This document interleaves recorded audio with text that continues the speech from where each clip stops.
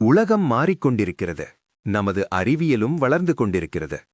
இதுவரை நீங்கள் கேட்டிராத, பார்த்திராத ஆச்சரியமான தகவல்களுடன் உங்களை சந்திப்பதில் தி ஷிஃப்ட் சேனல் மகிழ்ச்சியடைகிறது. உங்ககிட்ட ஒரு கேள்வி. இன்னைக்கு காலையில நீங்க முழிச்சதிலிருந்து இப்போ வரைக்கும் நீங்க எடுத்த முடிவுகள்ல எத்தனை முடிவுகள் உண்மையிலேயே நீங்க எடுத்தது? அலாரம் அடிக்கும்போது தூங்கலான்னு தோணுது, வேலைய அப்புறம் பாத்துக்கலான்னு தள்ளி போட தோணுது, யாராவது ஏதாவது சொன்னா உடனே கோபம் வருது. இதெல்லாம் நீங்களா பண்றீங்களா, இல்ல உங்களுக்குள்ள இருக்கிற ஏதோ ஒரு சக்தி உங்களை ஆட்டி படைக்குதா? ஒவ்வொரு நாளும் இந்த சின்ன சின்ன தோல்விகள் சேரும்போது அது நம்ம வாழ்க்கையே முடக்கி போடுது. வெளியில இருக்கிற எதிரிகளை விட நம்ம தலைக்குள்ளேயே உட்கார்ந்துட்டு உன்னால முடியாதுன்னு சொல்லிக்கிட்டே இருக்கிற நம்ம மனசுதான் நம்மளோட 90% தோல்விகளுக்கு காரணமா இருக்கு. உங்க மனசு உங்களை கண்ட்ரோல் பண்ணிச்சுதான் நீங்க அதுக்கு ஒரு அடிமை. அந்த கண்ட்ரோல் ரூமை நீங்க கைப்பற்றலனா உங்க சொந்த மனசுக்கே நீங்க ஒரு போர்க்கைதி. மனதை வெல்வது எவ்வளவு முக்கியம் என்பதற்கு ஸ்டீவ் ஜாப்ஸ் ஒரு மிகச்சிறந்த உதாரணம். 1985 அவர் தான் உருவாக்கிய ஆப்பிள் நிறுவனத்தை விட்டு அவமானப்படுத்தப்பட்டு வெளியேற்றப்பட்டார். ஒரு மிகப்பெரிய பொது நிகழ்வு தோல்வி. ஆனா அவர் முடங்கி போகல. ஆப்பிளிலிருந்து வெளியேற்றப்பட்டதை ஒரு மிகப்பெரிய வாய்ப்பா அவர் பார்த்தார். அந்த தோல்வி அவருக்கு பிகினர்ஸ் மைண்ட், அதாவது ஒரு தொடக்கக்காரனின் உற்சாகத்தை மீண்டும் கொடுத்தது. அந்த மனநிலையில தான் அவர் நெக்ஸ்ட் நிறுவனத்தை உருவாக்கினார். அந்த தெளிவான சிந்தனைதான் அவரை மீண்டும் ஆப்பிள் நிறுவனத்திற்கே கொண்டு வந்தது. ஐபோனை உருவாக்கி ஸ்மார்ட் போன் தொழில்நுட்பத்தின் போக்கையே அவர் மாற்றியமைத்தார். இந்த அளவுக்கு அவருக்கு மன உறுதி எங்கிருந்து வந்துச்சு? அவர் ஒரு முறை இந்தியா வந்தபோது வேப்ப மரத்தடியில் அமர்ந்து தீவிரமாக தியானம் செய்திருக்கிறார். அங்கு அவர் கத்துக்கிட்ட அந்த ஜென் தத்துவம்தான் ஆப்பிள் தயாரிப்புகளின் எளிமைக்கும் அவருடைய அசைக்க முடியாத மன உறுதிக்கும் நேரடி காரணம். அவர் அடிக்கடி சொல்ற ஒரு விஷயம், உங்க மனசுக்கும் உள்ளுணர்வுக்கும் தெரியும் நீங்கள் உண்மையில் என்னவாக போகிறீர்கள் என்று. வெளியில இருக்கிற சத்தங்களை ஒதுக்கிட்டு உங்க உள்ளுணர்வை நம்புறதுதான் உண்மையான மைண்ட் கண்ட்ரோல். ஏன் புது விஷயங்களை செய்ய பயப்படுறோம்? ஆதிகால மனுஷனுக்கு முன்னாடி புலி வரும்போது மூளையின் அமிக்டாலா பகுதி விழித்து அவனை தப்பிக்க வைக்கும். இப்போ புலிக்கு பதிலா ஒரு பிசினஸ் சார்ட்டை வைப்போம். புது பிசினஸ் ஆரம்பிக்கும் போதும் அதே மூளை அதை புலியாக பார்த்து ஆபத்து என்று சொல்லி உங்களை கம்ஃபர்ட் ஜோன்ல பூட்டி வைக்குது. மூளையின் இந்த பயத்தை எப்படி கையாளுவது என்பதற்கு எலான் மஸ்க் ஒரு சிறந்த உதாரணம். 2008ஆம் ஆண்டில் ஸ்பேஸ் எக்ஸ் நிறுவனத்தின் முதல் 3 ராக்கெட் சோதனைகளும் படுதோல்வி அடைந்தன. அவர் கையில் இருந்த மொத்த பணமும் தீர்ந்துவிட்டது.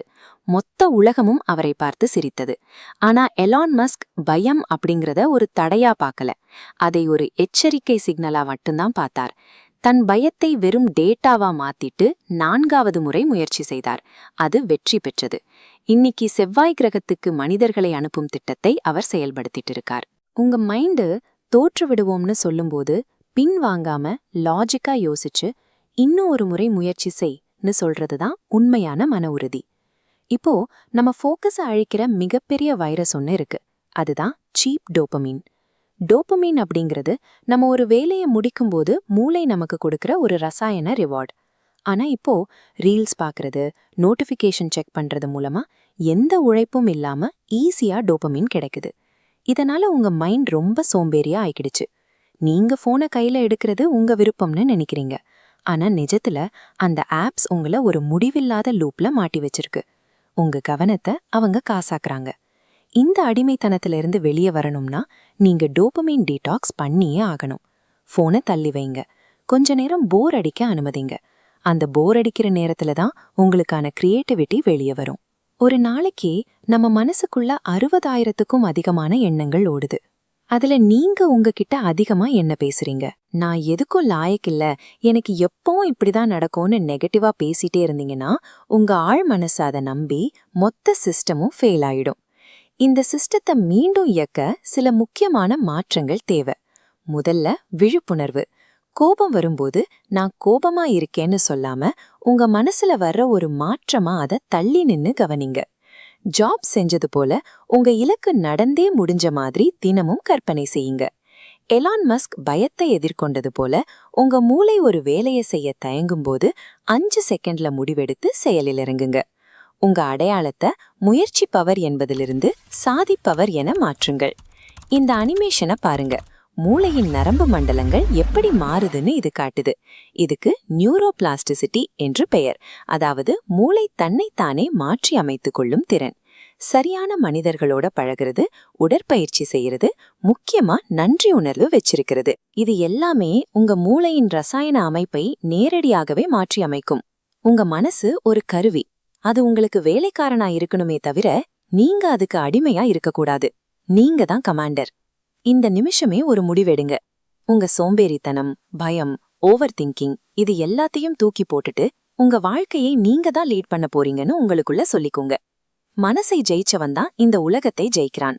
நீங்க அந்த மாற்றத்துக்கு தயாரா? செயலில் இறங்குங்கள். மறக்காம கமெண்ட்ல I am the master of my மைண்ட்னு டைப் பண்ணுங்க.